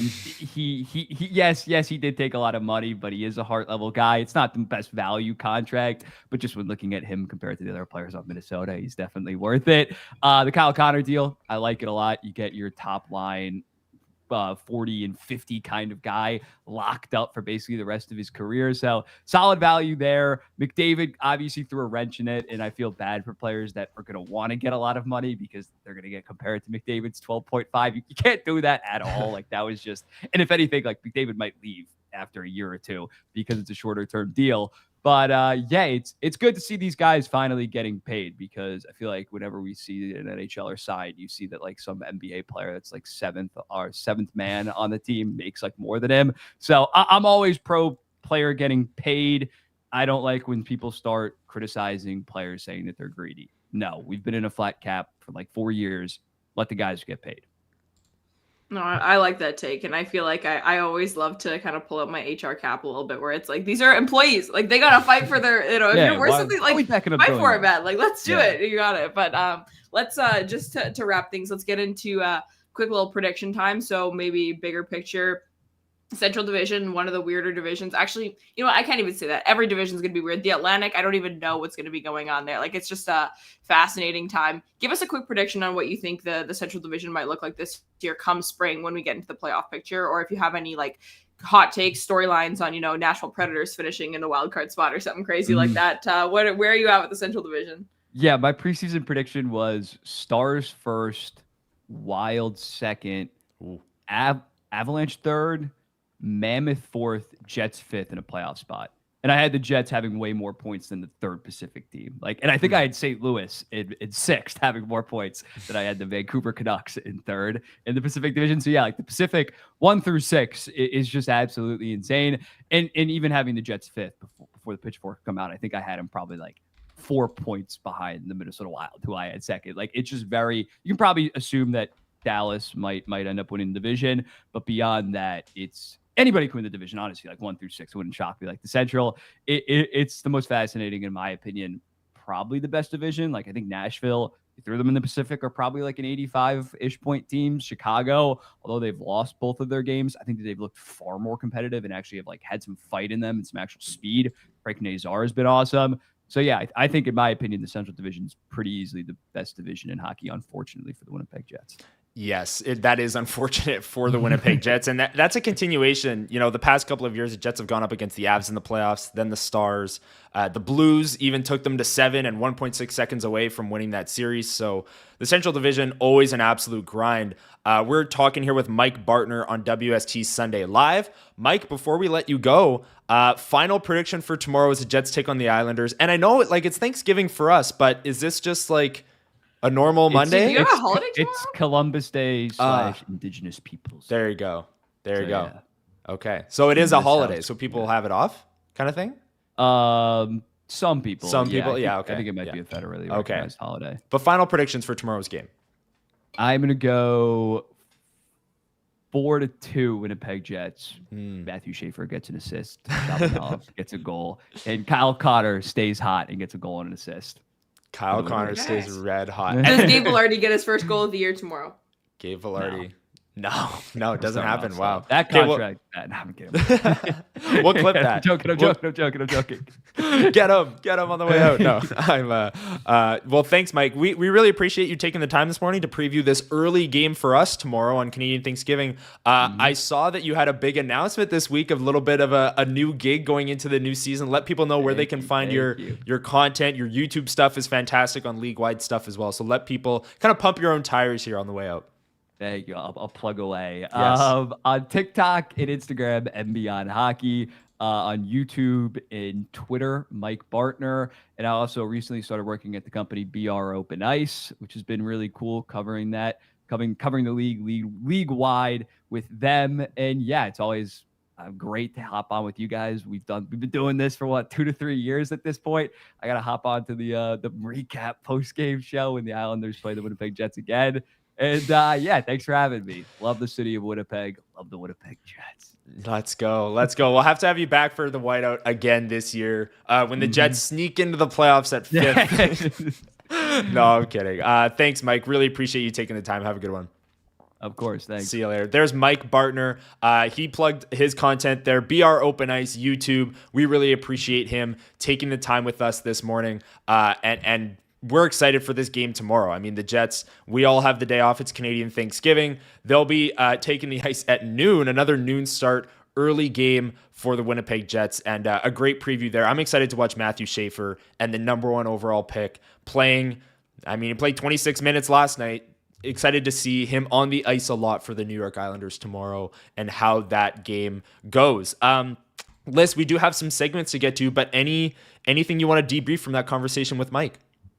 Yeah, no, I think it's interesting to hear that the New York Islanders decor is not necessarily anything to write home about, because I think a lot of us could say something similar about the current configuration of the Winnipeg Jets decor. So it'll be very interesting to see if it's a unstoppable force meets movable object tomorrow with a couple. Yeah. Obviously, again, the standard is different, like the floor of what the decors are capable of doing. Like the Winnipeg Jets decor is in a different category than the Isles. Like, don't get me wrong, I get that, but both teams have some fun offensive juice, and we'll see if maybe this is an opportunity for some of that depth scoring that Mike, from an out of market perspective, also brought up as a concern about the group, right. Like same way that we've been talking about it. See if maybe tomorrow is an opportunity where they can maybe feast on the Romanov D'Angelo pairing. Maybe Vlad Nemeskov goes a beast mode and have some fun there. We'll see. Exactly. I see people asking in chat about a few other things, Ehlers in Carolina,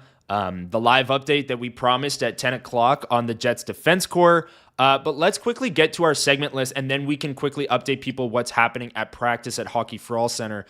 This is trending up, down. This is the segment where we choose one Winnipeg Jet who's trended up or down over the past week of play. The Winnipeg Jets played 2 games this week. Dallas Stars 5-4 loss in their season opener, and then beat the LA Kings 3-2 on an early start Saturday afternoon. So we have some real regular season games to work with here.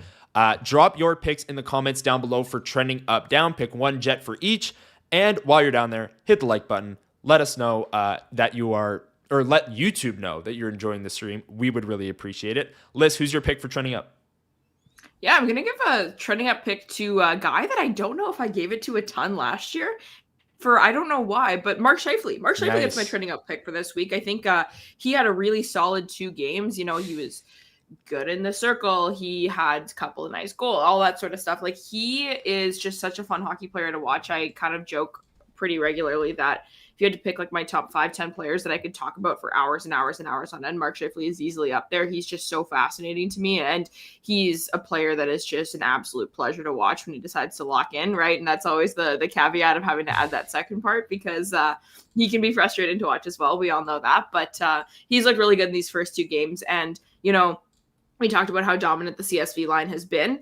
That doesn't happen for any line without the center kind of carrying their weight, right? You can't, just have the wingers kind of crushing it on their own without their center being able to keep up. So I think that he's a huge driver of that line, and they've been really good in the first 2 games. So Mark Scheifele is my trending up pick for the week. Yeah, Waiters27 agrees with you in chat. He says, trending up Mark Scheifele, I love him. So that is his take on Mark Scheifele for trending up. I'm going to take Morgan Barron, who I leaned over to you at the game yesterday and said, I think Morgan Barron's going to be featured on our Trending Up Down this week, and I'm going to take him.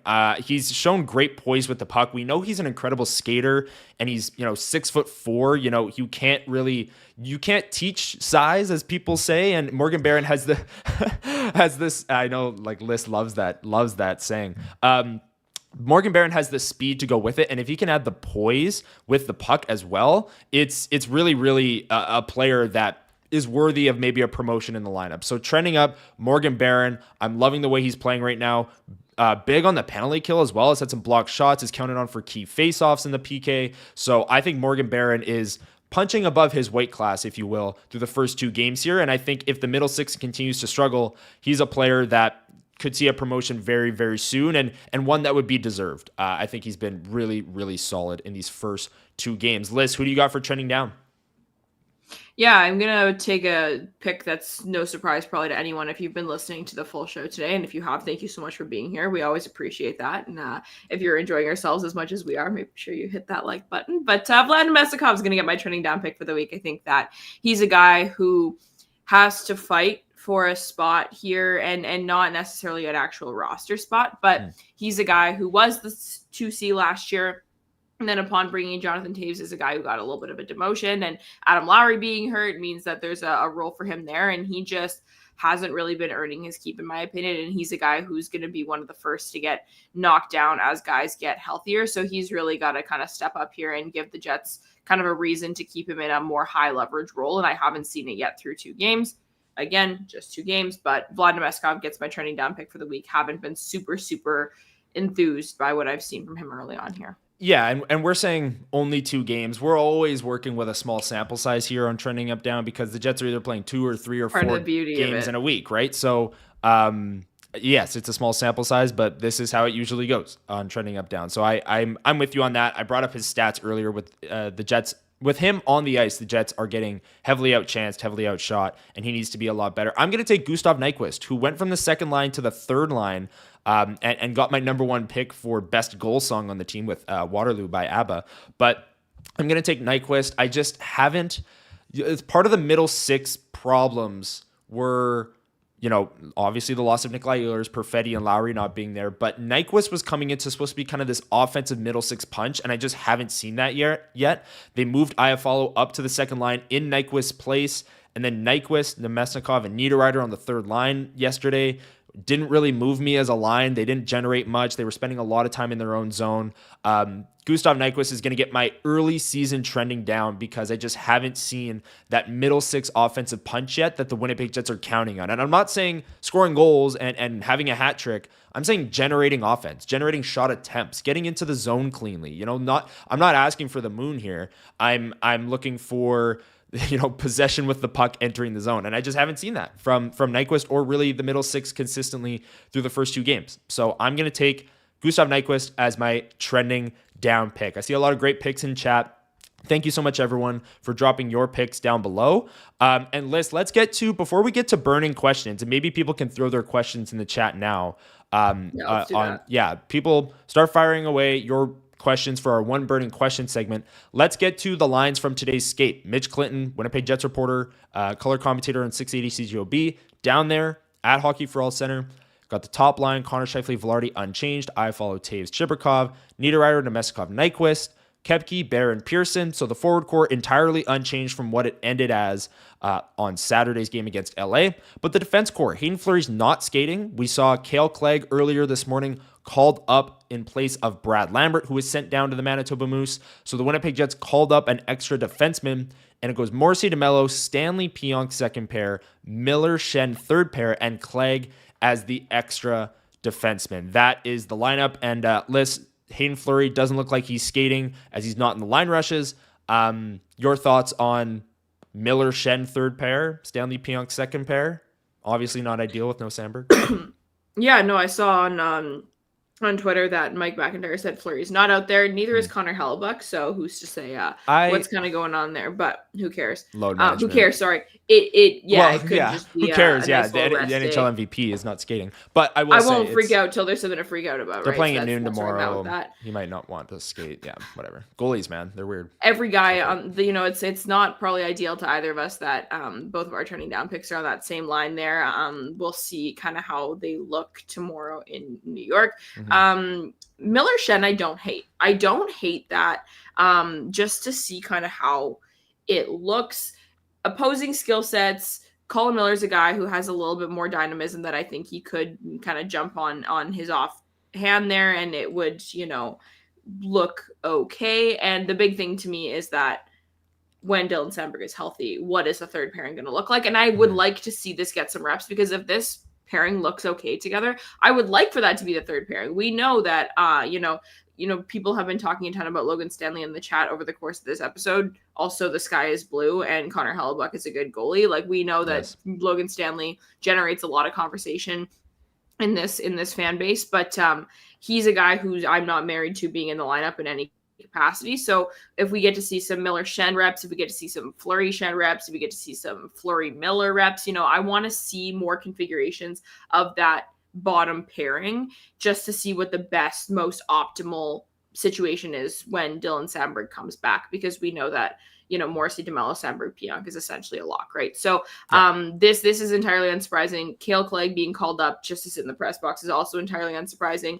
Scott Arniel said multiple times in media availabilities since Ville Heinola has been sent down that he just needs to play. He wasn't going to get called up in this situation like we talked about. And Parker Ford being the 13th man makes a ton of sense as well. So kind of those are my brief thoughts on the lines from Mitch here. Yeah, I'd like Parker Ford to play at home because of his goal song, and he was both of our top fives. So yeah, Parker Ford's going to get in the lineup. Make sure it's at home so we can hear Your Love by the outfield. But I will say this is interesting to me. I do think that Schenn would work better with a puck mover like Colin Miller, even though Miller's on his offside. I think Miller, in a pinch, can be a guy that can work on the left side, and he's got that shot. Maybe you're firing away one-timers from the point because you're on your off wing.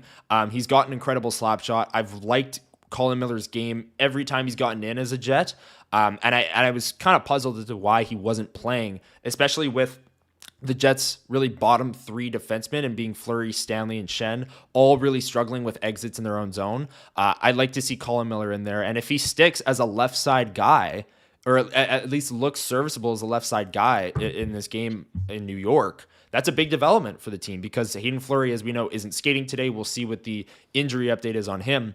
But without Dylan Samberg, it's kind of all hands on deck for the left side of that defense core, and Colin Miller can add to that even from his off wing. So I like Miller, Schenn.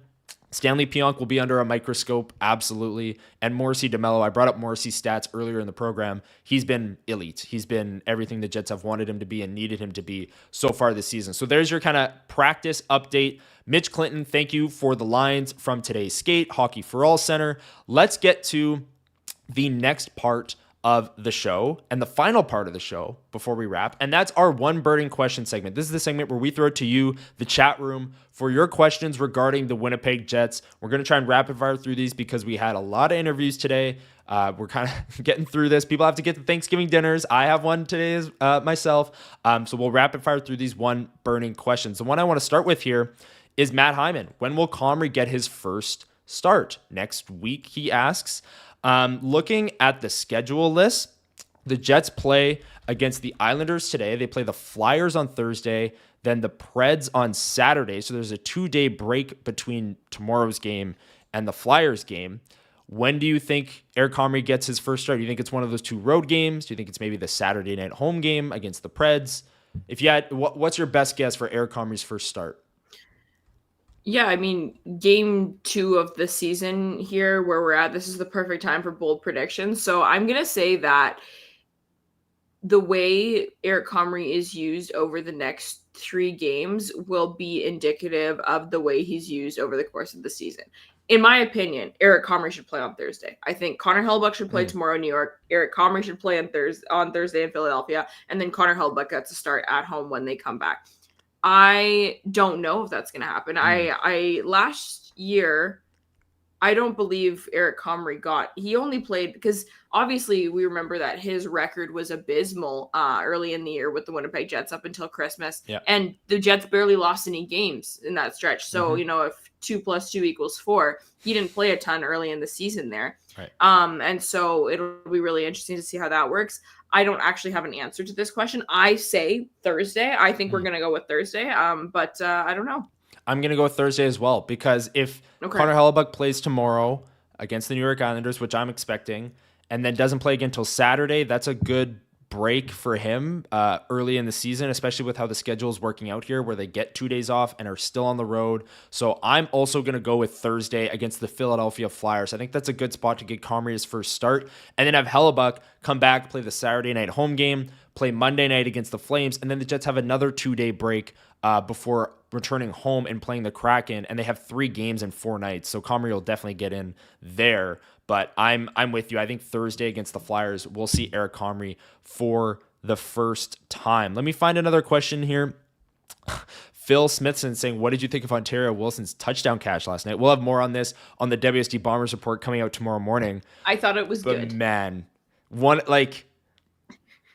the greatest catches I've ever seen in my life. NFL, CFL, doesn't matter. Football. One of the greatest catches I've ever seen. The concentration, I immediately thought it hit the ground, because when his hand kind of pops it up at the end, I was like, oh, well, that's assisted by the ground. The ball popped up. Yeah, haha, this isn't a real catch. And then TSN showed the slow-mo, and I was like, he caught that. That was one of the greatest, genuinely one of the best catches I've ever seen. Do you know that that video of a guy who's like shoveling his driveway and he starts slipping on ice, and you keep thinking he's gonna fall, but then he keeps like catching it. And, that was how that felt when I watched it for the first time. Because I wasn't watching the Bomber game yesterday, and so I first saw it on Twitter. Yep.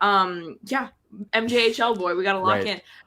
But I first saw it on Twitter. I think it was you who posted it actually, and it was like the caption, like, what a catch, whatever. So I'm like, okay. And you watch him come, he's got double coverage. So you're like, oh, he's just gonna catch it through double coverage. And then there's one pop up, and you're like, oh, now he's gonna catch it. And there's another pop, you're like, oh, now he's gonna catch it. And you're like, what the heck? Like, if I had seen that video just with no caption on my timeline, I'd be like, that's not a catch. Right. But obviously, a spoiler alert, because the captions were talking about how insane of a catch it was. It was like each pop up, I was like, is he going to catch it this time? Is he going to catch it this time? Unbelievable. Like, truly, truly unbelievable stuff. My caption for it was like, I have no words. This is just insane. Like, I don't even know. That transcends like what a catch, what a catch is literally what a catch is like. What a catch is an insult to this. Yeah, like Kenny Lawler goes up and picks a ball off a guy's head. That's what a catch. That's an incredible catch. This was just I was speechless, and I still am. And Schnitzy and I'll try and find my words for the WST Bomber report, which we're recording later today. But yeah, incredible stuff from Ontario Wilson. One of the wackiest Bomber games I've ever watched. I mean, the Elks fumble and somehow score a touchdown on a punt return. It was just weird. You're very lucky that you missed it, Lyss. Waiters, will the Blue Jays make the World Series? Yes, they will defeat Michael Remus's favorite team, the Seattle Mariners, and make the World Series. Hot take. Let me find one more Jets related question here. Doug asks, my opinion on baseball. Doug asks, how long did the Jets keep Taves at 2C if he doesn't pick up the pace? Hockey smarts only get you so far when you can't keep up with the play. I haven't personally thought that Taves has been behind the play. I also think Taves was never really Connor McDavid, even in his prime, even in 2010 when he won the Conn Smythe and all those things. He was never a burner. But it's clear that there's another level he can reach with the pace. And I think that's why Doug's question is valid. What do you think, Lyss? And to answer the question, I think we won't get an answer until Cole Perfetti is healthy, right? Like, everything right now is just giving kind of stopgap energy where they're like trying out some different combinations, whatever. Sure. They're not going to write him off as a second line center until we see a lot of reps of him with Cole Perfetti, because that's the pairing that they want. So I think over the next little bit, we could see him playing, last game it was 15 minutes a night. If he's playing slow and they're not loving what they're seeing, we could see consecutive games of 15 minutes a night, that sort of thing. But I think the actual demotion of Jonathan Taves, if it happens, is not going to happen for probably a couple months. Okay. Yeah. And when Adam Lowry comes back too, I think so. And Kevin asked, do you think Taves looked decent for missing 2 years? I think yesterday was a better game for him. We talked about this earlier.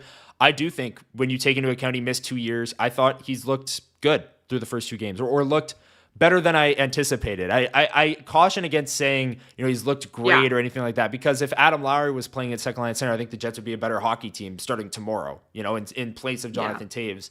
But when you take into account the 2 years off, I thought, especially in the first game against Dallas, his hands, I thought he made some really nice passes. He had the wide open pass from Chibrikov that he just missed. He said after the game the puck jumped on him when he was shooting on that. So again, Toews will have to be better, but I've said this many, many times. I'm buying into Toews games 41 to 82 over Jonathan Toews games 1 to 41. That was one burning question. Thank you so much, everyone, for all of the great questions in chat. And we've gone long today. I think we might have even gone longer than last week, which is impressive, because last week was a very long episode as well. If you missed it, we had Colby Barlow and Thomas Millis join us on last weekend's program. Today, we had Jaret Anderson-Dolan, Isaak Phillips, Isaac Poulter, and Mike Bartner all join us, 3 Manitoba Moose players, and then Mike from BR Open Ice for his thoughts on the upcoming Jets-Islanders game tomorrow. Lyss, anything else that you want to say before we wrap today's WST Sunday Live? Yeah, no, Moose game in 3 hours here. Nice, yeah. And so I might have some thoughts on that depending on how much of that I get to watch. And then we have a game again tomorrow morning. These times are screwing me up. At least it's not a home game this time. I feel like having to get my life together and go to the rink. Like, I made a tweet joking yesterday that I was like in my pajamas doing laundry when they were like posting the arrival outfits. And I was like, dude, I also have to be at this hockey game. Like, oh my God, I gotta go. But and then you and I will be having some post-game content to chat about tomorrow. Absolutely. After the Matthew Schaefer 1 assist Winnipeg Jets 4-2 win or whatever it was. With no Gabriel Velarde Mike Bartner predicted. With no Gabriel Velarde goal and 2 Kyle Connor points. Yeah, exactly. I'm looking forward to doing the post games this year. That's something that's new to me, but we had a blast on Thursday night when the Jets lost 5-4 to the Stars. So we'll have that on Monday's game, Thursday's game, and then the Jets play Saturday. But just a reminder, no Saturday post games this year. Lyss and I will just go live the next morning right here on WST Sunday Live. So don't fret. The Winnipeg Jets post-game content will just kind of be the next morning when it comes to those Saturday games. This has been another very long, very fun edition of WST Sunday Live. Thank you so much, everyone, for joining us on today's show and sticking it out to the end. If you enjoyed it, make sure you hit the like button down below. Everyone have a very happy Thanksgiving, and let's go Blue Jays. Game 1 tonight, 7 o'clock in Toronto against the Seattle Mariners. Super fired up. Enjoy the NFL today. Enjoy the Moose game at 2. Enjoy the Blue Jays game. And it's a great sports weekend, and it's honestly just getting started with this packed Sunday of games. So enjoy your Sunday, everyone. We'll be back Monday after the Winnipeg Jets New York Islanders game with our post-game thoughts. Have a great Sunday, and we will see you all Monday after the game. See you, everyone.